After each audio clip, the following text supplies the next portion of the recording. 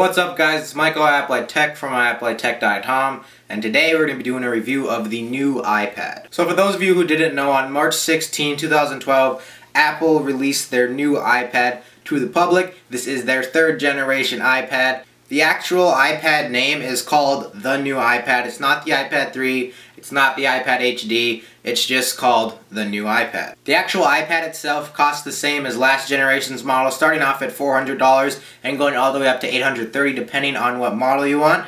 They have 16, 32, and 64 gigabyte, and unfortunately for you guys who wanted more gigabytes, there is not a 128 gigabyte option. Now, of course, one of the biggest features on the new iPad is the new Retina display. This features a 248 by 1536 pixel resolution. It has 264 pixels per inch, and basically what this means is that if you're holding the iPad itself about 10 to 15 inches away from your face, you're not going to be able to see any inches at all. And to tell you the truth, even when I get even closer to the iPad, I still have a hard time seeing the pixels. The actual quality of the iPad looks absolutely amazing, and the Retina display was definitely one of my favorite features on the new iPad. The iPad itself is still 9 by 7 inches. They did not make it bigger, and they did not come out with a smaller iPad option for a lower price. The processor in the new iPad is still dual-core, but it is now the A5X chip, and it also features quad-core graphics. What this means is that the actual processor itself is a little bit faster than the old iPad 2's processor, and the quad-core graphics will now be able to handle better quality games, higher quality games. You'll be able to play them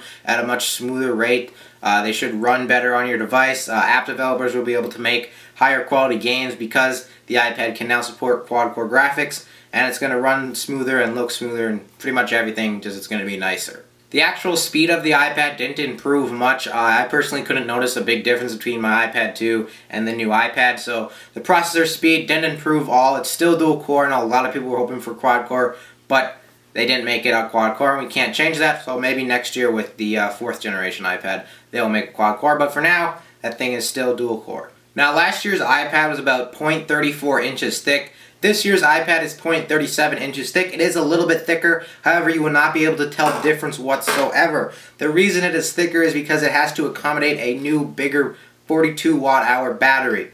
But when you're holding the iPad compared to the iPad 2, you really won't be able to tell a difference in the thickness at all. One thing you will be able to tell is that the new iPad is actually a little bit heavier. So the iPad 2 weighed in at 1.33 pounds, and this new iPad weighs in at 1.44 pounds. Again, that is to accommodate the larger battery so that you can still have the 10-hour battery life in this iPad. The iPad itself is still available in black and white. I have the white model here because I had a black iPad too, but it is still available in black and white, and there isn't any crazy color options like orange or anything. It's still just black and white.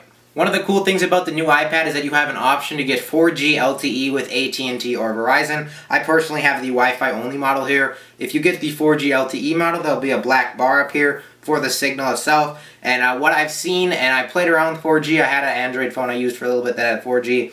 4G is very, very fast, sometimes faster than your home internet. If you just have basic internet, it'll probably be faster than your home internet. And it works in pretty good places, especially Verizon does. Not too sure about AT&T.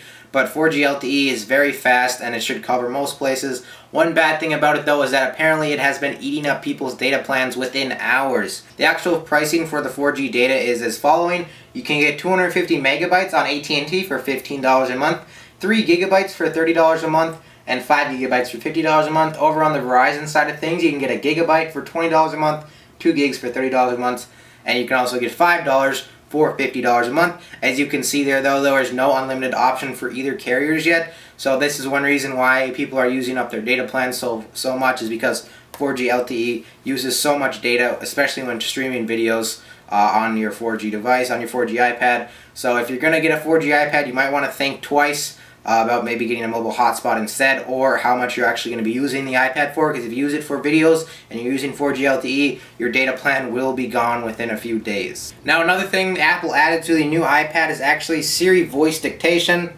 So if you click on that, you'll be able to talk, and it will be able to pretty much listen to what you said and type it out. The actual iPad, unfortunately, does not have Siri yet, so if we do hold down the home button, nothing will happen. A lot of people are saying, what I'm thinking is that the iPad will get Siri in the future, in a future software update, because if you guys haven't remembered, when the iPhone 4S came out, they said Siri was still in beta. So I'm assuming if it's still in beta, they're not going to want to put it on every single one of their products.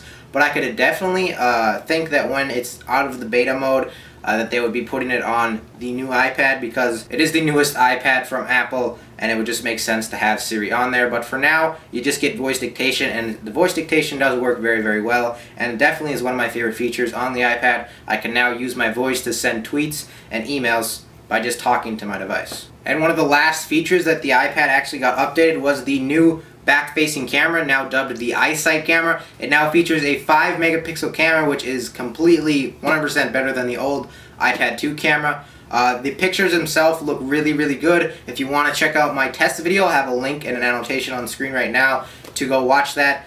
But the one thing they did not update that I was really hoping they would is the front-facing camera. The front-facing camera is still VGA. It's not even HD yet.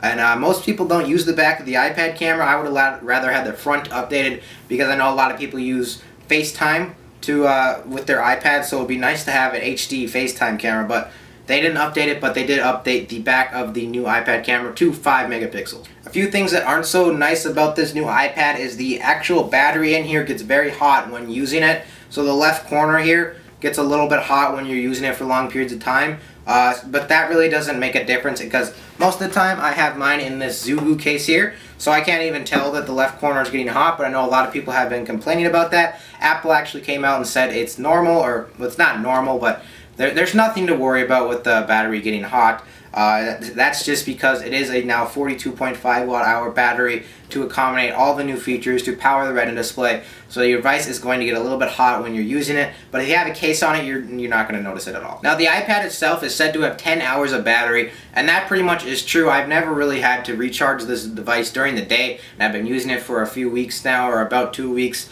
coming on 2 weeks at least, and I've never had to recharge it during the day. I always charge it overnight. One thing many people are complaining about though is that if you do charge it during the day, the actual iPad battery takes a lot longer to charge, because it is, again, a bigger battery. 42.5 watt hour battery is going to take longer to charge versus the iPad 2 battery, because the iPad 2 battery was smaller. This battery is bigger, again, to accommodate all the new features, so it will take longer to charge. Not that big a deal, but it could affect you in some way if you run out of battery during the day. But most of the time, I haven't ever run out of battery in the day. I think the lowest I got to was about 20%, and I usually use this thing to watch videos and everything, so battery life in this thing is very, very good, and you shouldn't be disappointed with it. Overall, the new iPad is a really cool piece of technology. However, I don't think it's worth the upgrade from your iPad 2. If you have an Android tablet, an iPad 1, or no tablet at all, you might want to think about getting this. But also, one thing I might recommend is if you don't care too much about pixels, if you don't use the back-facing camera, which nobody does,